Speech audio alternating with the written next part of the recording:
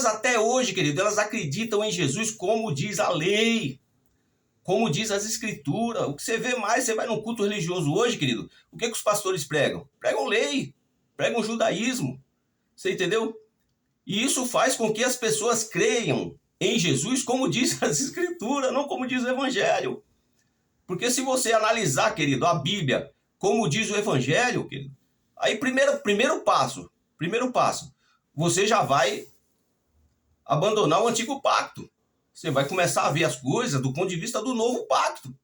Você entendeu? Aí você está entendendo as escrituras como diz o evangelho. Você está entendendo a Bíblia como diz o evangelho, não como diz as escrituras. Você entendeu? Então, quando você faz essa simples separação, já dá uma clareada, abençoado. Já dá uma mudança de chave.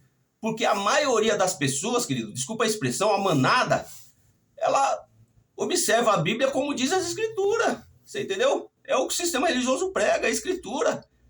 A escritura compreende o quê, querido? Na Torá. A Torá, antigo pacto. Não tem nada a ver com o evangelho. Evangelho, querido, é novo pacto, é nova aliança, né? Evangelho, querido, é boas novas, querido, é novo pacto. Como que você... Não tem como você viver hoje, querido, o novo pacto que nós estamos vivendo, a antiga aliança, né? Não são boas novas, é coisa antiga, não serve mais para hoje. Você entendeu? Então o sistema religioso é perito em fazer isso, né? Trazer o antigo para o novo, e não dá certo, querido. Não funciona. Por quê? É como você trazer um remendo velho em pano novo, sabe? É odre velho em vinho novo. Não funciona, abençoado. É por isso que está essa confusão religiosa aí generalizada. Cada um diz ser dono da verdade, cada um diz ser mais cheio de Deus, cada um diz que tem revelação, que é profeta, que é usado por Deus, que foi levantado por Deus, sabe? E o povo come desse rega, abençoado. Desculpa a expressão, sabe? O povo precisa acordar, o povo precisa, né, entender a Bíblia, né? Não como diz a Escritura, porque a Escritura é ultrapassada, abençoado. Desculpa dizer, querido. Esse evangelho que é pregado no sistema religioso é um evangelho ultrapassado, evangelho legalista, formalista, é um evangelho judaizado, querido. Você entendeu? Farisaico. O que você mais vê dentro do sistema religioso, querido, são pessoas fariseus, né? Pessoa fala uma coisa, vive outra, sabe? Se reveste de uma falsa piedade, né? Mas o coração dele tá cheio de rapina, o que ele quer é o dinheiro do povo. São lobos devoradores. O evangelho de fariseu é isso, abençoado. Não tem outra forma de ver as coisas. Você entendeu? Então, quando você olha para a palavra de Deus, Jesus está sendo bem claro. Vou ler novamente o versículo. Vou ler o 37 agora. E no último dia, o grande dia da festa, Jesus pôs-se em pé e clamou, dizendo: se alguém tem sede, venha a mim e beba. Olha o que Jesus está falando. 38. Quem crê em mim, como diz a Escritura, rios de água viva correrão do seu ventre. Por quê, querido? Porque a Escritura testificava de Jesus. A Escritura, ela falava de Jesus. Só que o povo não acreditava em Jesus, como diz a Escritura. Eles viam Jesus como revolucionário, como alguém que, né? Aliás, eles esperavam um Jesus, né, que fosse ser um grande líder, né, um líder político para eles, né, resolver os problemas sociais, políticos dele, emocionais, né, da época. Aí Jesus apareceu, nasceu numa manjedoura, né, e confrontou a expectativa deles, né? Era o que dizia a Escritura, né, mas eles não esperavam. Não sei se você está entendendo o que eu quero dizer, abençoado. Eles esperavam um Jesus não como diz a Escritura, mas contra as Escrituras. Você entendeu? É o que nós vemos hoje. O que acontece hoje, querido? Os crentes estão esperando Jesus voltar. Só que Jesus já voltou, querido, no ano 70. A Bíblia é clara quando fala nisso. Se você ler a história, querido, você vai ver que General Tito invadiu Jerusalém no ano 70. Destruiu Jerusalém, derrubou o templo, destruiu o templo. Aquilo, querido, foi a volta de Jesus, abençoado. Agora, qual Jesus que o povo evangélico está esperando hoje? O Jesus que vai raiar nas nuvens, arrodeado de anjos, né, com rígido clamor de trombeta, né, e vai vir estabelecer o seu reino lá em Jerusalém, né, ou não sei aonde que é, né, enfim. E esse é o Jesus que eles estão esperando. E os mortos vão ressuscitar e vão se encontrar com Jesus nos ares. E os crentes vão tudo para o céu. E lá vai encontrar com Abraão, com Isaac e Jacó. Olha que loucura, abençoado. Esse é o Jesus. Esse é o Jesus que o sistema religioso prega e está esperando, querido. Mas não é o Jesus, né, do evangelho, querido. Porque o Jesus que o evangelho diz, querido, ele já voltou, abençoado. A volta de Jesus já aconteceu no ano 70. Basta você estudar um pouquinho de escatologia consumada, você vai entender, querido, que tudo já foi consumado na cruz, abençoado. Jesus, quando ele abriu os seus braços na cruz do Calvário, ele disse: Pai, a ti entrego o meu espírito, tudo está consumado, a lei acabou, judaísmo acabou, as lógicas religiosas acabaram. Hoje é o novo pacto, nova aliança, nova dimensão. É o evangelho da graça de Deus que foi revelado a Paulo, que nós vivemos hoje, abençoado. Não tem como você viver o antigo evangelho, só existe dois evangelhos da Bíblia, que é o evangelho da incircuncisão, que foi revelado a Pedro, a Paulo, a João, que é esse evangelho que está sendo pregado hoje aí pelo sistema religioso, e o outro evangelho é o evangelho da incircuncisão, na verdade, foi revelado a Paulo, né? Eu misturei aqui. Incircuncisão foi revelada a Paulo, né? Está escrito lá em Gálatas, né? Gálatas 2:7. E o evangelho da circuncisão foi revelado a Pedro, a Paulo, Pedro, Tiago e João. Evangelho da circuncisão, que é esse evangelho legalista que está aí. Agora, o evangelho da incircuncisão foi revelado a Paulo. Você entendeu? Que foi o evangelho da graça, né? Segundo aos Coríntios, capítulo 12, que é esse evangelho que nós vivemos nesse contexto hoje, querido. O evangelho sem judaísmo, sabe? Se você for numa igreja hoje e você encontrar nessa igreja batismo nas águas, Santa Ceia, você encontrar lá unção com óleo, você encontrar lá subida de monte e esses outros modelos judaicos aí, esse evangelho está errado, querido. Foge disso. Porque o evangelho puro, genuíno de Jesus Cristo, as boas novas, não tem nada disso, querido. Por quê? Porque tudo isso aí gera glória humana, gera lucro financeiro, gera posição social, né? Gera o quê? Judaísmo, né? Gera farisaísmo, sabe? E tudo isso aí foi anulado no ano 70, na cruz, primeiramente, né? João 19:30. E depois, querido, foi aniquilado tudo isso, querido, no ano 70. Todos nós conhecemos a história, né? Até o ano 70 houve um período onde foi um período de transição, né? Então ainda foi praticado o judaísmo naquele período. Mas no ano 70, com a queda do templo abençoado, tá claro isso na Bíblia, sabe? Acabou, querido, o judaísmo, acabou o antigo pacto. Hoje nós vivemos um novo pacto, a nova aliança. Então, abençoado, escritura é lei, querido, é Torá, né? Eu até fiz uma anotação aqui, ó. A escritura, querido, compreende a lei, os profetas e a Torá. Agora, o evangelho, querido, compreende o quê? Revelação, né? O evangelho é revelação. Você entendeu? Escritura não é revelação. Escritura é lei, é profeta, é a Torá, o antigo pacto. Agora, o novo pacto é revelação, o novo pacto é revelação. Né? Esse modelo que nós estamos vivendo hoje, querido, é a nova aliança, é o novo pacto. Deus estabeleceu isso, abençoado, antes mesmo da fundação do século, que seria assim. Não tem como a religião mudar isso. Esse que é o problema da religião. Ela quer trazer o antigo pacto para o novo pacto. Quer mudar o que Deus determinou, abençoado. Olha que loucura. Deus determinou, querido, na sua soberania, que o antigo pacto fosse do jeito que foi, até a cruz e até o ano 70. Ali dominou o antigo pacto. Agora, Deus determinou, querido, na sua soberania, antes da fundação do século, que o novo pacto, querido, seria como ele determinou, sem judaísmo, sabe?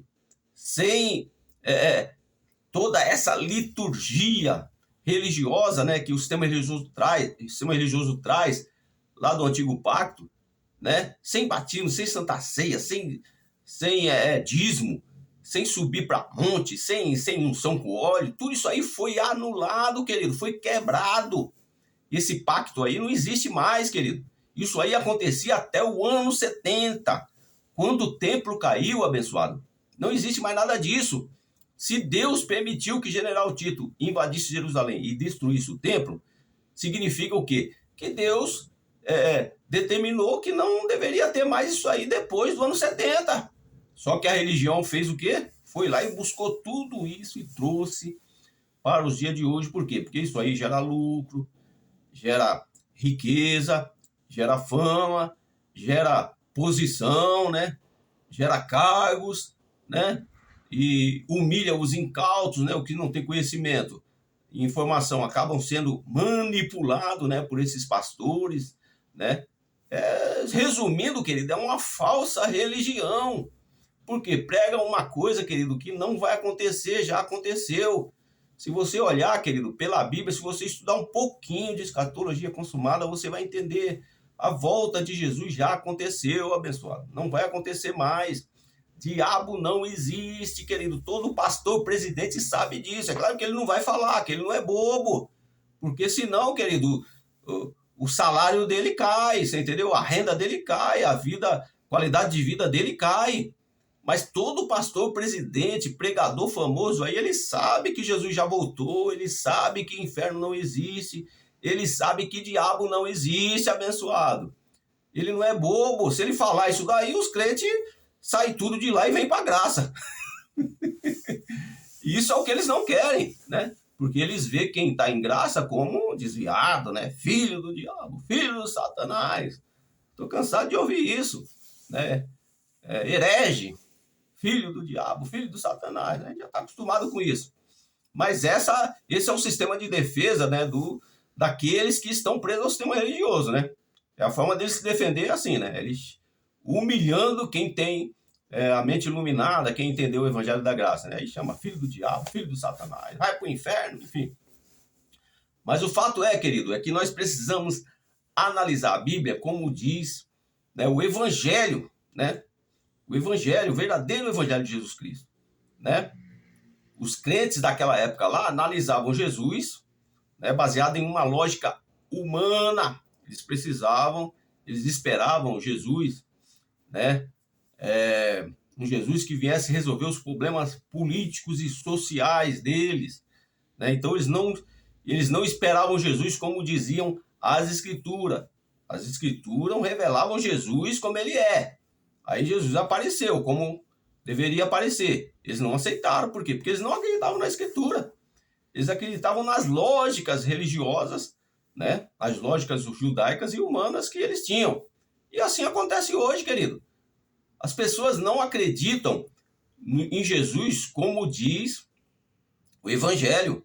Elas acreditam em Jesus baseado no sistema religioso e baseado nas lógicas humanas dos pastores, presidentes, que governam a manada, que governam a mente dos incautos, né?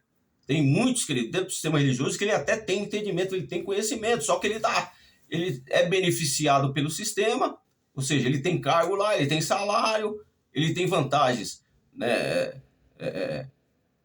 Vantagens ali, pessoais ali, né? Ou seja, um cargo bom, um salário bom, então ele acaba negando a verdade e concordando com a mentira do sistema religioso. Porque se ele falar o contrário, ele não vai ser aceito dentro do sistema, aí sua qualidade de vida vai, né, vai decair.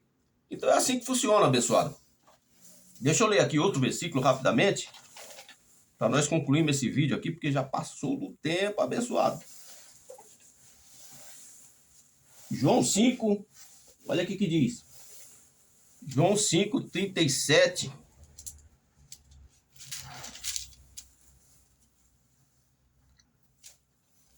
João 5, 37, 38 e 39. Tudo que o Pai me dá, virá a mim. E o que vem a mim, de maneira nenhuma o lançarei fora. Meu Deus, não quero nem entrar nesse detalhe aqui, que é abençoado, porque confronta direto o sistema religioso. Nem vou entrar nesse detalhe. 38. Porque eu desci do céu não para fazer a minha vontade, mas a vontade daquele que me enviou. Tá claro isso, querido. O povo naquela época esperava Jesus, né, baseado nas suas lógicas humanas e religiosas, judaicas. Aí Jesus veio para agradar o Pai, né? Desagradou a eles. E a vontade do Pai que me enviou é esta, que nenhum de todos aqueles que me deu se perca, mas que o ressuscite no último dia. Nós sabemos que esse último dia aqui, querido, foi, né, o juízo de Deus sobre Israel, que aconteceu no ano 70, abençoado. Foi o juízo de Deus ali. Tem muito crente aí achando que, né, o pastor vai ser cobrado por Deus um dia. Não, o pastor está roubando o dízimo. Problema dele, eu estou fazendo a minha parte, eu estou contribuindo. Se ele está roubando, no dia do juízo ele vai dar conta diante de Deus. Abençoado, isso não vai acontecer nunca. Porque o juízo de Deus já aconteceu, abençoado. Nesse contexto que nós vivemos, querido, é o contexto da graça de Deus, da bondade de Deus, da misericórdia de Deus, longanimidade de Deus, querido. Primeiro passo, primeira observação, Deus não tem nada a ver com o sistema religioso, querido. Se o pastor está roubando, querido, se o pastor está usando de má fé, é problema dele com você que está seguindo as ordens dele. Deus não tem nada a ver com isso, abençoado. Se Deus tivesse alguma coisa a ver com isso, ele não teria destruído o templo de Jerusalém. Então Deus não tem nada a ver com religião. E segundo, que o juízo de Deus já aconteceu no ano 70. Foi o juízo de Deus sobre Israel, querido. Hoje nós vivemos, querido, o amor de Deus, a bondade de Deus em graça, querido. Nesse novo pacto, o pastor ele pode ser mau como for, ele pode ser ladrão como for, ele pode ser corrupto como for, não só o pastor, né? Outras pessoas também, criminosos, políticos, enfim. Nesse novo pacto, querido, segundo a Bíblia, segundo o Evangelho da graça de Deus, não segundo a lei, não segundo a Torá, segundo o Evangelho da graça de Deus, querido, não existe mais cobrança nenhuma, querido. Se tem alguma cobrança, é nessa terra. Pode ser que essa pessoa que rouba, que engana, que usa de má fé, pode ser que ela seja cobrada ainda nessa vida, né? A tal da lei do retorno. Mas isso aí também não é uma regra para Deus. Pode ser que ela seja cobrada e pode ser que ela não seja cobrada. Por quê? Porque em graça, querido, né? Todos nós já fomos perdoados de pecado. Não existe mais pecado em graça. Hebreus 9, 26. Nenhum, querido. Ninguém perde mais salvação hoje. Por quê? Porque a salvação foi garantida a todos na cruz do Calvário. Efésios 2 e 8. Né? Todos já nascemos salvos, querido, no novo pacto. Não existe mais essa questão de ir para o inferno, perder a salvação. O que pode acontecer, querido? Como o juízo de Deus já aconteceu, que foi no ano 70, é que alguns abençoados aí que pintam e bordam dentro do sistema, pode acontecer por uma fatalidade, né? Ou a lei do retorno, né? Se é que nós podemos, né, acreditar na lei do retorno, né? Eles podem ser cobrados nessa existência ainda. Mas, segundo a lógica divina, querido, Deus não vê como vê o homem abençoado. Deus não vê como vê a carne. A minha vontade e a tua vontade era que esses homens morressem no fogo do inferno mesmo. Mas essa é uma lógica humana, abençoado. Essa é a nossa vontade, não é a vontade de Deus, querido. Os sentimentos de Deus, abençoado, eles são diferentes dos sentimentos humanos. Deus não nos vê em carne, Deus nos vê em espírito, querido. Por mais pecado, entre aspas, né, que você tenha, por mais que você erre o alvo, Deus ele te vê, querido, em espírito. Deus ele vê-te perfeito, né, completo, igreja santa, pura, imaculada. 1 Pedro 2 e 9, Deus não nos vê em carne. Agora, lógico, na nossa carnalidade, a gente queria que esses camaradas fossem destruídos no fogo do inferno. Mas Deus não vai fazer isso, querido. Primeiro, porque isso não foi o que ele estabeleceu, né, dentro dos seus planos. E segundo, que ele não nos vê em carne, ele nos vê em espírito. Deus ele nos vê em amor, em bondade, em misericórdia. Então, que Deus ele possa, querido, nos abençoar, nos dar graça, que nós possamos entender a Bíblia não como diz a Torá, não como diz a Escritura, mas como diz o Evangelho puro, genuíno de Jesus Cristo, que foi revelado a Paulo. Eu quero pedir novamente, você que ainda não é inscrito no canal, se inscreva no canal, deixa o seu joinha, faça os seus comentários, para que mais pessoas possam entender o Evangelho da graça de Deus e que Deus possa abençoar a tua vida.